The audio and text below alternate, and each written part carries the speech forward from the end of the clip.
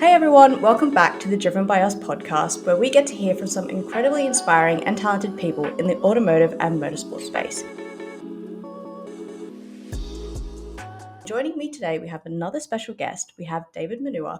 Welcome to the podcast, David. Thank you so much for joining us. I cannot wait to hear all about your career journey and your career right now and all the different aspects to it, because we've got a bit of the driving side and then a little bit of the engineering side. So, you are a motorsport engineer and you've got a background in competitive karting, sim racing, single-seater engineering, all that. So really covered all your bases, I'd say. And currently you are a race engineer in the British F4 and the GB3 championships, I believe. So there's a lot of experience there, both in and out of the driver's seat. So it's going to be very interesting to hear how you've kind of come, the path you've come and where you've got to. But I guess the best way to start would be just to let people know about your current role. So what is it and what does your day-to-day look like, both at a race weekend and not? Hi everyone, thanks for having me. So I'm a race engineer. So for those who not too sure what that is, I am basically responsible for the performance of the driver and also the car. So I try to coach the driver to drive as well as possible, as fast as possible, and I engineer the car to be best suited for the driver and for each track that we go to. And on a day-to-day basis, say I'll go to the factory, I'll help set up the cars, or if the driver is at the team, we will do some sim racing. I'll do some sim work, essentially, where the driver can drive a virtual car around the track that we go into, and then that'll be preparation for the weekend or a test session. Then when the driver's on track in real life, then I'll be analysing all of his data, all of his onboards, and telling him what to do to go better. So, yeah. Okay, perfect. So I guess to get to where we are now, you said that you tell them what's the best way to drive. Now I'm assuming, have got a lot of that because you actually started karting when you were younger. So I would like to know, was motorsport always part of the dream? Was it something that was always with you when you were younger? Was it always driving that you wanted to do? Was engineering always there? So how did this become? What was the start of this journey? Sure. Well, my family wasn't actually into racing, really. I don't really know where the passion came from, but it came from really young. I guess from watching F1 when I was like 5 or 6. And then, I started karting when I was 8 years old, with the aspiration to get to Formula One. I did that for quite a few years. I mean, I still do it now, not competitively, just for fun now, but I did it quite seriously when I was younger, up to a decent level. And then, as you know, motorsport is so expensive, so I eventually had to stop. And then I realised I'm not going to be an F1 driver, so I turned my attention to STEM and I focused on my education with the dream to still work in motorsport. A race engineer was a good idea, but it wasn't concrete. I studied STEM, went to university, and then after university, during university, I knew exactly what I wanted to do. That it was going to be, in race engineering, which is a difficult job to get because there's not many opportunities for race engineers. But I managed to get an opportunity, luckily. So yeah.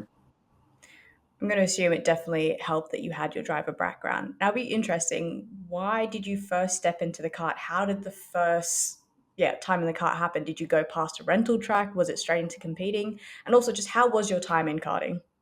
Yeah, so I started when I was 8 years old. I think it was on my 8th birthday. I was into cars long before that, but I went in for the first time when I was 8, and I really enjoyed it, and I think I was not too bad as well. I started doing it properly. I got my own car and whatnot, and all those lessons I learned from all those years karting at a decently high level has prepared me really well for this job because I understand the driver a lot, like what goes on in the driver's mind, what they're thinking, and there's so many things about just the driver which I can relate to, and then have a really good relationship with my driver. So I've learned a lot from karting, which helps me to this day. I mean, I still do it now, and of course, the engineering side through secondary school and mainly university as well has helped me a lot. So just combining the engineering and the driving side together and also I do a lot of sim racing. So I've got kind of three big areas which prepare me really well for the job that I do. So yeah. Amazing. So you continue karting, and then after that, you went to university for motorsport engineering. So, how important do you think that step was in your career journey? For sure. Yeah, no, it was definitely important, but it's also worth noting, like for people who are say thinking about going to uni, what you want to do in motorsport because yes, I'm a race engineer, and having an engineering background in university is very good. But if you want to be something like a mechanic, uni's probably there's no point really going to uni, or not too much because it's better just to get experience, go to any random team and just ask them just to get stuck in. That you don't really need the engineering background, but yeah, for sure, it helped me a bit. But I also had to do a lot externally from university to get the job that I have now. Yeah, as I said, it's not very easy, so I had to do a lot of extra stuff and contacting hundreds of teams and working for free and loads of stuff during uni and after uni to manage to get the job as a race engineer. So yes, it's very important for a race engineer, I would say. But for many other jobs in motorsport, I would say you don't necessarily need a university degree. So yeah. Well, you kind of already answered my next question, but it'll be interesting to know what kind of other experience did you do while you were at uni? You mentioned obviously a lot of emails. We all know the drill. You send out hundreds of emails and you still get hundreds of no's until you finally get that yes. But what kind of work experience and or internships or apprenticeships did you do? Yeah, so during uni, I think during my second year of uni, um, I realized that I really want to get onto the track, like track side. Actually, yes, I'm doing motorsport engineering, but I'm going to lectures and sitting down Yeah. all day, so I'm not actually getting involved really. So, as I said, yeah, I messaged hundreds of teams. I didn't get no's, I just got no replies. Even But better. yeah, the main thing I was saying is that I'm happy to work for free, which is advice that I got from the person that started person that started Driven by Us, James Dornor. And that, yeah, I was just messaging teams saying, I really want to work for you. I'm happy to come for free. You have to pay me. I just want to get some experience. So I managed to get some experience with a small single seater team. I was mainly doing mechanic type roles and just little bits here and there for free. I wasn't getting paid, but it was, yeah, I did that for 2 years during uni. And I learned so much from that. It's not obviously it's not a full time job. It's not a job as in I'm not getting paid, but the experience I got from that enabled me to get to where I am. So yeah, that's just what I would advise anyone that wants to get a motorsport because it's very difficult, super difficult, and you also have to consider that everyone in motorsport was in your position once where they didn't have experience. So that first Yeah. step is a difficult bit, but yeah, once you open the first door, then everything becomes a bit easier. So yeah, I did that for 2 years during uni. Yeah, which was really good. 100%. I know a lot of the time it is, like you said, working for free is kind of the big key word free when it comes to motorsport. They will happily take any hand if they don't have to pay for it. Yeah, It'd be interesting to know how you juggled that with being a full time student. yeah, it was difficult. Yeah, especially because I took my university very seriously. I really wanted to get really good grades, but I had to spend a decent time away at the track. But um, I don't know. I was really very motivated, very like determined to make my time at the track as useful and beneficial as possible. So if I was at the track, then I'll just come back from the track and work on at university even harder. Because yes, I had a bit less time to focus on uni, but I also worked very, very hard in both aspects to Yeah. compensate. So yes, it was difficult, but it's a sacrifice that you had to take. Yeah. I mean, again, it's something you hear so much about how much sacrifice is needed for motorsport, whether it is when you're actually working in it, you're giving up so many weekends and flying around or traveling around and you're away from family, friends, you're working long hours, but you also need to sacrifice sometimes before you get the job when you're doing all Yeah. these, again, weekends of work because you're studying during the week. So it's definitely something that requires a lot of commitment. But as you said, if you take it seriously enough and you really, that's what you want to do, it does pay off in the end. Now, you mentioned James, and for those who don't know, James Dornor from Driven by Us. Now, you joined the AFBE UK mentoring program. So that was with Mercedes F1 Team. Now, this was under James, and he was your mentor, I believe. Could you explain a bit more about what that was and how exactly that helped? Sure, yeah. So during 1 year of university, I was at, I did a placement year at an engineering company, a motorcycle company called Royal Enfield. I was a powertrain engineer, did that for a year, um, which is to do with motorcycles. I'm not too interested in motorcycles, to be honest. I really wanted to get involved with any motorsport thing that I could, really. And then, yeah, I saw AFBE, I applied to it. Um, and then we got invited to the Mercedes factory, which was really, really cool. Got a tour. And then I was eating my lunch there at the Mercedes factory, and then Lewis Hamilton walked past, which was pretty crazy. I managed to speak to him and take a picture, which was nice. But Dutch yeah, I lunch think, with you yeah, were a very special guest. yeah. I mean, no one expected Lewis to be there. I think he just came to go on the sim, which is what I do with my drivers now, funnily enough. But yeah, he just came around, and then yeah, we had a chat, which was nice. But yeah, I think just before that, or that day was the first day I met James, and yeah, he gave me so much advice. I was having meetings with him like I think once every 2 weeks, and he would give me so much advice on what I should do with my career. And funnily enough, he went to my university as well, Coventry. So Oh, yeah, interesting. yeah, I didn't know him from university, but he kind of knew exactly the stage of uni I was at, and his career trajectory is exactly or very similar to what I wanted to do. So he gave me so much advice, and I don't think I'm pretty sure I wouldn't be where I am if he didn't give me advice that he gave me. So yeah, he was really beneficial, and it's so cool to see how well Driven by Us is doing now after a few years. Now, I'm going to put you on the spot here. Yeah. Apart from working for free, what's one piece of advice James gave you that has really stuck with you? Um, Bit of a generic one, but his work ethic is unbelievable. Like the amount he works and the amount of plates that he can juggle is crazy.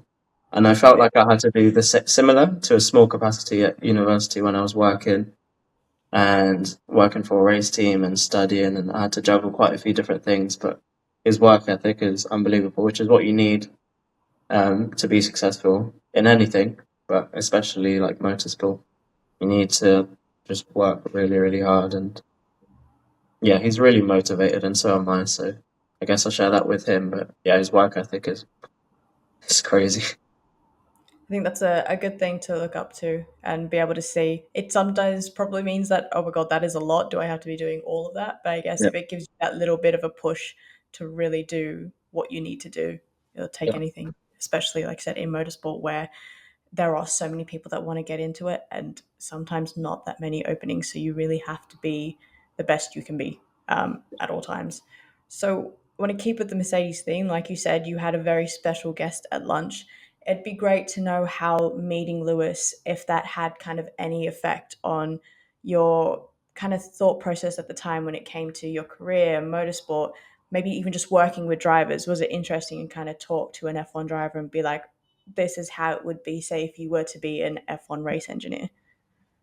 yeah, for sure. I mean, yeah, Lewis is a big inspiration because yeah, I think a year I started karting is basically when he started F1, and I was watching F1 all the time. Went to Silverstone in 2009 and saw him and met him and stuff like that. So he's always been a big inspiration, um, and just someone to look up to. And yeah, when I had the chat with him, I think one thing he said is this was what it was, it's 2021, and he said that I should hurry up and get to F1 quickly because he's going to retire soon. Oh, Um, he's still not retired, but he's waiting but for you. You do realize what that means, right? yeah. um, but I don't know. Maybe that just gave me an extra push in university. I don't know. I was already really motivated, but that pushed me even more to work really hard and yeah, maybe just subconsciously just made me work even harder because I just want to get to the top bit by bit. So yeah, meeting Lewis was really cool, really cool. Okay, well, you've heard it here first, guys. The reason why Lewis is still an F1 is because David hasn't become an F1 race engineer Not yet. sure, but maybe. Okay, so I guess we'll stick with the F1 team, F1 theme. So you also joined then Williams Esports team, Yeah. and that was both was that as a sim driver and as a data engineer. Now, Now, yeah, well, yeah, how was that, and what was the learning experience like? So what was your role if it wasn't all that? Was it on the like? How was it being able to be in that F1 space, kind of? sure, yeah. Again, that work that I did for Williams was for free, but that was really good. So yeah, that was data engineering, which is analyzing all the data from the drivers on the simulator. All of the esports drivers, I should say. So the esports drivers are unbelievable because they have infinite time to practice, because they just stay on their computer all day. But when you have infinite time to practice, the level that you get to is unbelievable. They're almost perfect.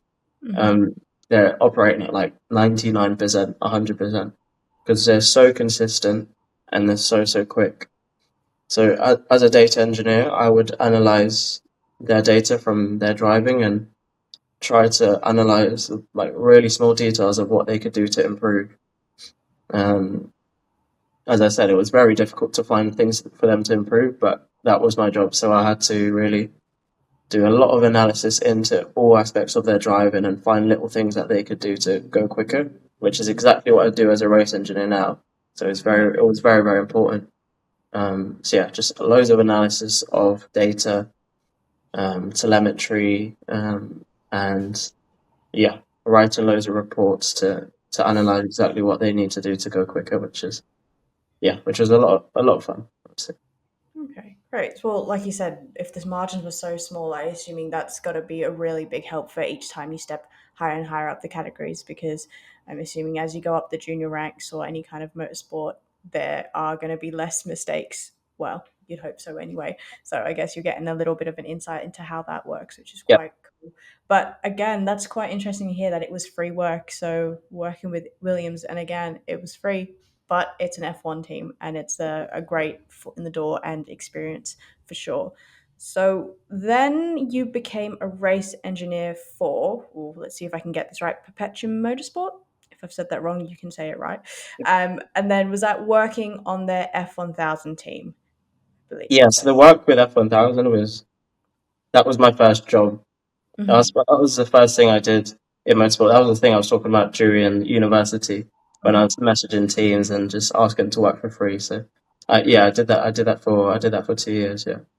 Okay. So was that always just work experience? Was that paid at all? Was that also just for free? I think in the end they paid for fuel, which was nice because I had to do a lot of traveling up and down the country.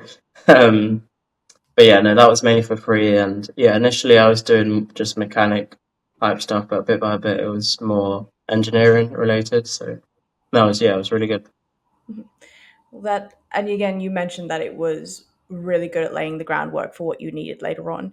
So later on, you actually did become a race engineer, and as we mentioned before, you got to British F4 and the UAE F4, Yeah, and that was as a race engineer. So how was the jump between, I guess, doing it as work experience through the ranks to then jumping to be, in the actual position, the role that you've been looking for? sure. Yeah. So F1000, what I did at the start, that's more kind of like club level racing, you would call it, where just people with decent amount of money just want to do racing more so for fun than anything. Yeah. But in F4, when I did F4 in UAE, and when I did GB3 and whatnot. These are young, like 16, 17-year-olds I'm working with who are the next up and coming drivers that will get to F1. So it is much more professional, much more serious, a lot more pressure, a lot more money.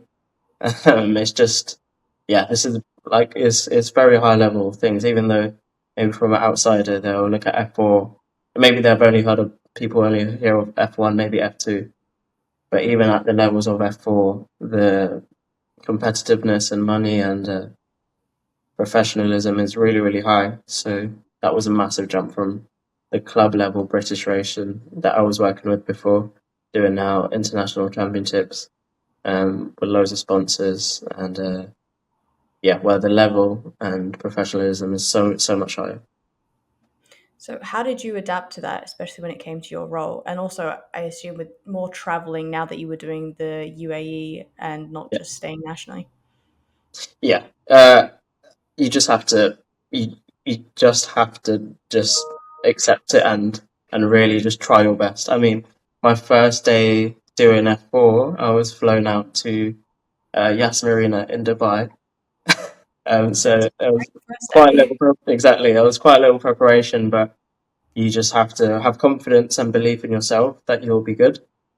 And then, I mean, there's loads of experience I have from karting, sim racing with the Williams and F1000, but nothing can prepare you for that level. So you just have to learn as quickly as you can on the job. And then, eventually I was all right. But there was so much to learn initially, a lot of pressure. No, it's really, really enjoyable experience. Yeah, I guess sometimes being chucked at the deep end is the best instead of, I Yeah. guess, touting around it. Might as well just do it. So you're still in British F4 and you're now in GB3 as well. So you graduated in 2023. Now it's 2025 and you've already done some cool championships like F4 to GB3. Is this the standard, I guess, timeline for where someone in your career would kind of be? Because from my side, it feels like these are some really cool championships and you haven't been, I guess, in the workforce that long. Is this kind of the normal route?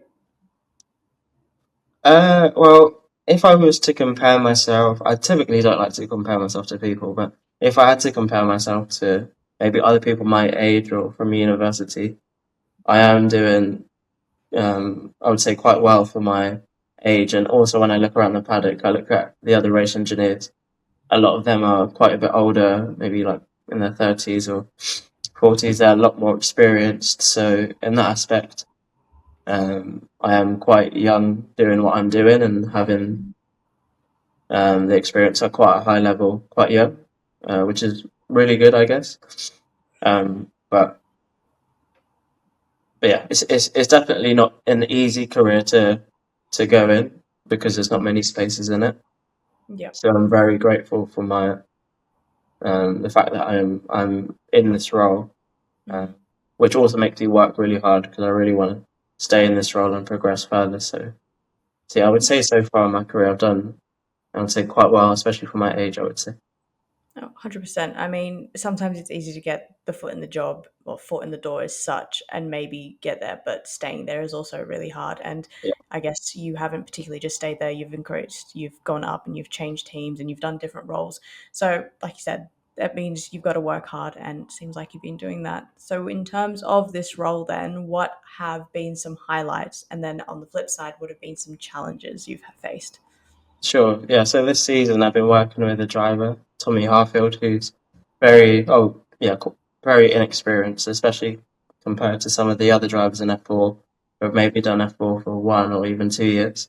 So yeah, he's very inexperienced. Hasn't done F4 before this year, but I've been working in it with him, which has been really enjoyable. And we managed to get, I think, 3 or 4 podiums this season already.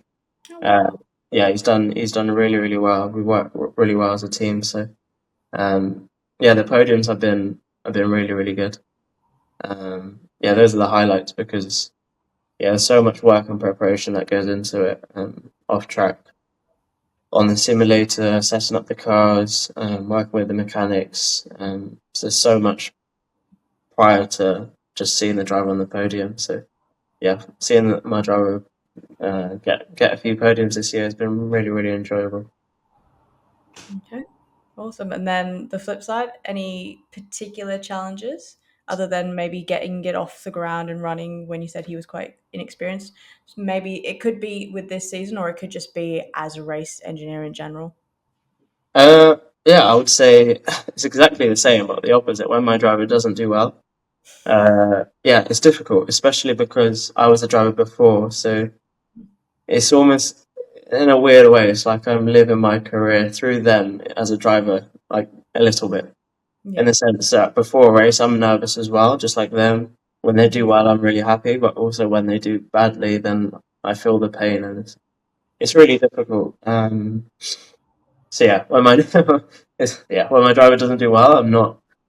Yeah, that's when I'm not very happy. Not that I'm not happy at them, but just not. That's when the job is more Yeah. difficult when it doesn't go well. 100%. So Highs and lows of motorsport, the wins and exactly, losses. No one wants to lose, but someone yeah. has to sometimes. But that's Yeah. all right. Well, kind of keeping on the topic of challenges, I guess, but I want to focus more on the diversity and inclusion aspect in motorsport. So I'd really like to hear from your perspective. So, as someone coming from both the driving side and obviously the career path in race engineering, when it comes to your experience, in your area, what do you think about the current state of diversity and inclusion? And do you think it's changed even from when you were in karting or just over these last few years? Yeah, massively. I mean, yeah, when I was karting when I was younger, yeah, there was basically no one that looked like me at all. Um, and the same as female racers, I can't think of any from the top of my head. Any races I raced with that were females as well, so it was very much not diverse at all. But now I think it is, obviously it's not 50-50 or anything like that, but it's completely different to what it was even when I was karting 10 years ago. So there's a lot of female drivers now, well, a lot more in the lower levels, like for instance, I'm in F4 and um, there's quite a few female drivers now. There's F1 Academy, so yeah, that's massive as well. In terms of people my colour in the F4 paddock, yeah, I don't see many. Um, but I would say it's something that I'm used to, because if you consider that I've been in motorsport since I was like 8 years old, I'm very used to being the only one that looks like me, which I don't. I've never really thought about it, to be honest. I've not thought of it as a bad thing. It's more kind of a unique thing, which, Yeah. in my opinion, unique is good. So yeah, I don't know. Um, I've always, yeah, I've been conscious that I am different, yes, but it hasn't held me back at all. Yeah. I've, yeah, I guess maybe if you come into motorsport later, then you might be hit with a shock, like, oh, like, there's no one that looks like me too much. But because I've grown up with it, I'm also used to it. But it's definitely got a lot better. You see it in Formula One and now down the lower levels as well. Much more diversity. There's still a long way to go, don't get me wrong, but yeah, it's a lot better than it used to be, for sure. 100%. I find it interesting how you said obviously because you were brought up in it when you were so young and it just kind of was your life that you kind of didn't notice it too much. And I feel from my side, I've been a big motorsport fan for as long as I can remember. My parents are big fans. So when we used to say go to races or watch anything, it kind of would be us that would be the only people of color around. And when you were younger, it didn't, like, you obviously would notice that, yeah, maybe I am, but it wasn't something you particularly gave too much thought about or cared Yeah, about. You were kind of there and you were doing it. But then you look back at now and then you think back and you see how much has yeah, changed and you're like, oh, yeah, it exactly. was really bad back then. But it's also, I guess, kind of a good thing to know that it didn't have too much of effect, I guess. But again, on that, do you think you've faced any barriers throughout your career, whether that was, say, in driving or now? Or do you think you've actually managed to have quite a good run? Like I said, you've done a lot of work for it. So you've managed to get quite far. But do you think there've been any kind of barriers there, whether they've been unconscious or not? Driving wise, when I was karting, I don't know. I don't think so. Maybe because I was too young to maybe notice anything. Yeah. Driving wise, I would say no. In my career, honestly, there's nothing, I would say, that has stopped me progressing, that I've kind of linked it back to Mhm. my color or anything like that. Whether maybe when I was applying to jobs, and maybe if I had a picture of myself on my CV, maybe subconsciously they'll maybe be more likely to say no. I don't know, but like being completely honest, there hasn't been any big struggle that I've linked to the color of my skin that I've experienced. Um, of course, there's a big chance it has happened to many people, which of course is not good at all. And we should do everything we can to try to reduce that as much as possible. So there's just no the color of the skin. It isn't a boundary, or whether you're male or female. But in my personal experience, I haven't had any setbacks that I've linked directly to my skin color. Mhm. Have you heard through anyone personally around you that may have, whether that was, say, through color or gender or anything like that? And then if you haven't, which is great, and that just kind of shows that at least that there is some change and it's been working, we've had some movement. What do you think are the most prominent barriers from people in these underrepresented groups when they're trying to get into motorsport? Uh, Potentially, one of the big barriers could be the fact that um, generally people of color live, I think, mainly in cities, and opposed to kind of out in the kind of countryside or Midlands, which is where all motorsport happens. You don't see any real motorsport kind of in the big cities like London or Birmingham or Manchester. All of them happen kind of in the Midlands, which is less so where the UK is diverse. So I think whether it's F1 or just motorsport in general, can do to stretch F1 more towards the big cities, or uh, bring F1 in some capacity to the big cities, like what Driven by Us does in terms of working with schools and big cities to show them about F1. It's really good. So I think a lot of it could be just the location of where motorsport is, because yeah, I mean, I grew up in London and I had to travel like a long way to get to any tracks basically. And now I live like 10 minutes from Silverstone. I have all motorsport right next to me. So yeah, the geographical location, I think, makes a big difference in kind of the diversity in motorsport, I would say. That maybe I don't know how much that's really thought about. Okay, 100%. I mean, we had Johannes on the podcast. He was part of the Hamilton Commission, and I believe in part of that, one of the stats was the fact that it was not around cities, and that is quite hard. And 100%, I get it. I'm back home. When I lived in Australia, I was not in the city. I was a little bit further out, and I was right next to a racetrack. And then racetracks were easy to get to. You had a car when you weren't in the city, so you could drive to Yeah. where you needed to be. And then I moved over here and now I live in London. And anytime someone's like, oh, let's go to a racetrack, I'm like, cool, I don't have a car. Let me check the public transport. Oh, it's Yeah. going to take me 5 hours. Hmm, Mm. maybe not. So definitely is something to look out for. And it is an interesting one because it's not one I really thought about until I've heard, like I said, you talk about it and Johannes talk about it. So there's a lot of different aspects to it that I think people don't always consider as well. And some of those are a little bit, I think, need to be worked on a little bit more than, say, some Yeah. others. But let's pull it back and make it a little bit more positive now. Who has been some of your role models in both, say, life and motorsport that have really helped you to get to where you are now?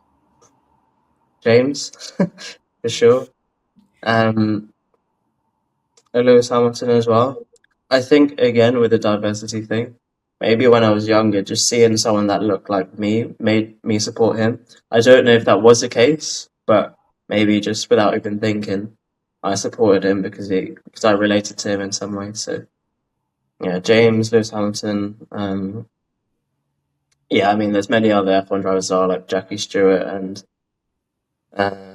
Ayrton Senna, just a lot of drivers because I used to read about the history of F1 like loads. So yeah, just many other racing drivers, and my parents for sure as well, because they have a really high work ethic, which is something I feel like I've got now, which I wouldn't have been able to um, get to where I am without a high work ethic is like the most important thing, I would say.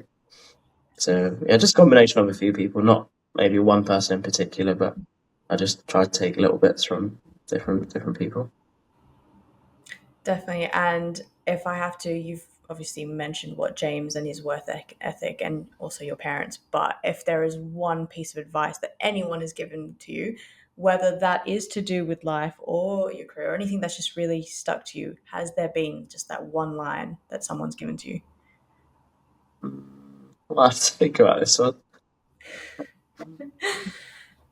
A bit of a toughie. Yeah.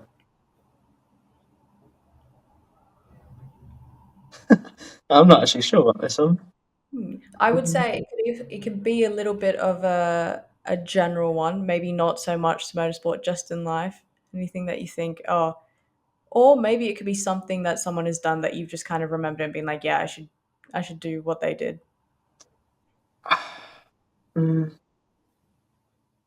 I don't know if this is necessary. I don't even know who I heard this from, but the idea of kind of making your own luck, like like maybe some people, obviously, for instance, getting into F1 is very difficult. The chances are really, really low, and maybe some people will say, "Ah, this person got to F1 because they were lucky or whatever." But you have to play the percentages a little bit in terms of say if you go to uni and there's like a 1% chance of you going to uni, if you apply to I don't know 5 teams in the country and don't get anything, then you give up, then then there's a high chance you're not going to get anything. But if you play the percentages a bit and say there's a 1% chance of getting a role with a certain team and you apply to 1,000, you've made that percentage so much bigger because you've just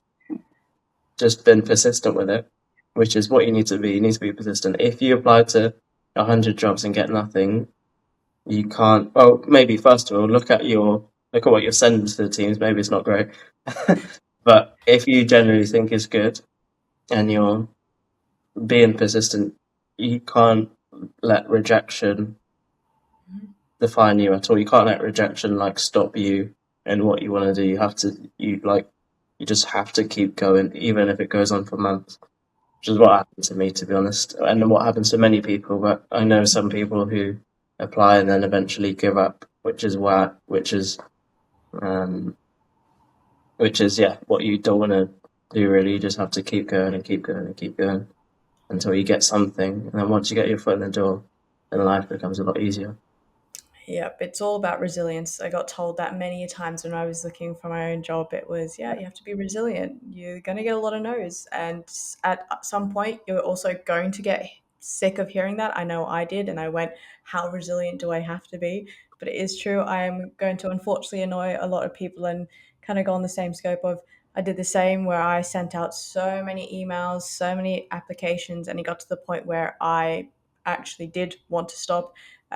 It was actually, I think, only a month before I got the job that I do now have in motorsport that I had sent my best mate a very long voice memo of me going, that's it, I'm done. Motorsport's not for me. Like, I've tried so hard, I haven't really got anything. I think I just need to, move past.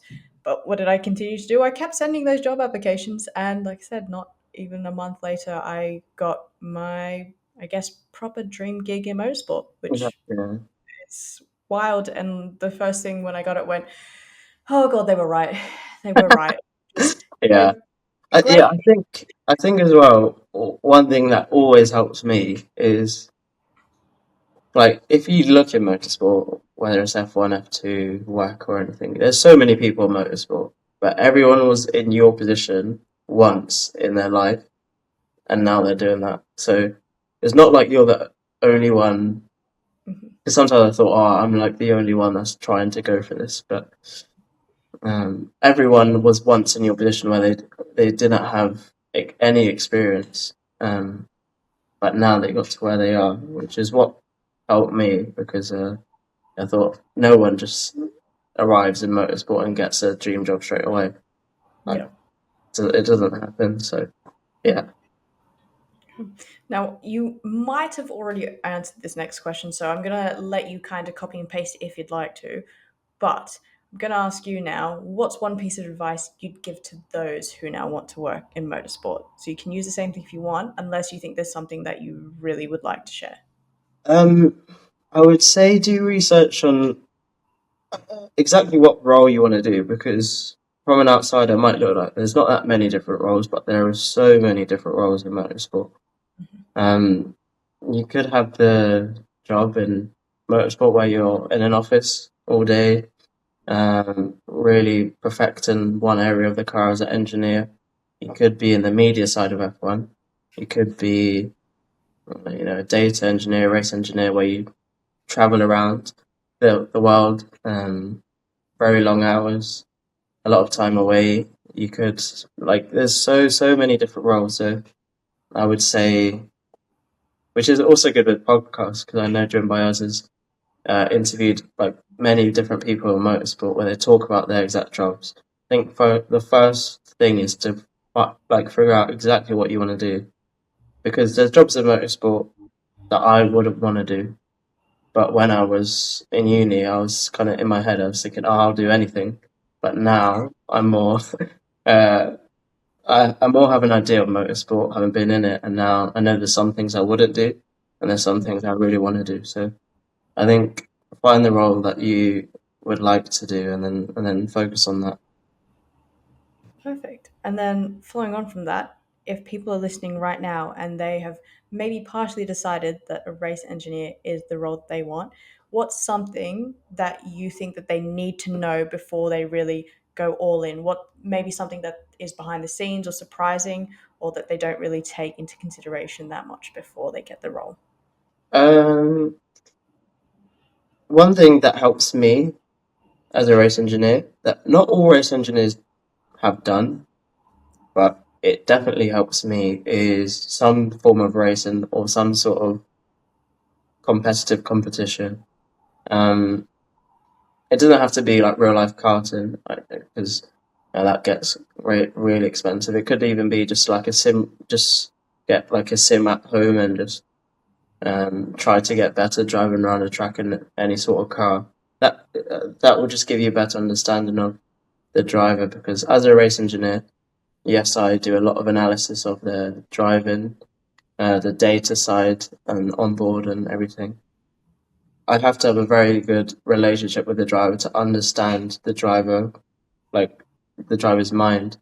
So yeah, as a race engineer, whether you get your own sim at home and drive on that, or if you've done any sort of decent competition where you understand the stress and the emotional side of it, that will really help as a race engineer, because yeah, after a bad race, you have to pick up your driver, you have to help him, and at the same time, when the driver does too well, you have to keep the driver level headed. So there's a lot of emotional and psychology behind it, which if you've done some sort of competition, then it will really help. Okay, well, there you go. Heard it first, guys. Buy a sim because it will help you. But Yes. no, definitely, yeah, get as much experience as you can. Like I said, I've heard a lot of race engineers say that having some sort of racing background a lot of the time does help. Obviously, that doesn't mean you need to go and compete and try and get your way to F4 or F3 or anything like that.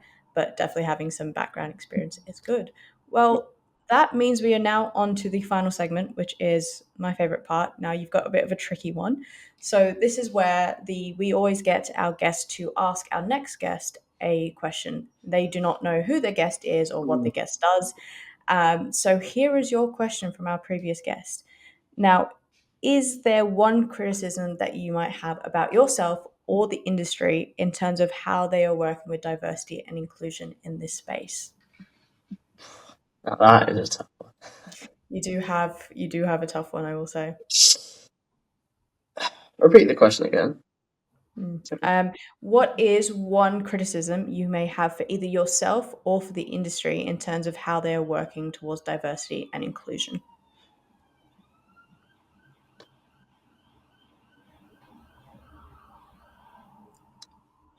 Maybe this is one for maybe more so myself. Um, as I said, I'm probably think the only race engineer in British F4, for instance, of colour. But I don't think maybe like now in 2025, social media is so powerful. Now you can really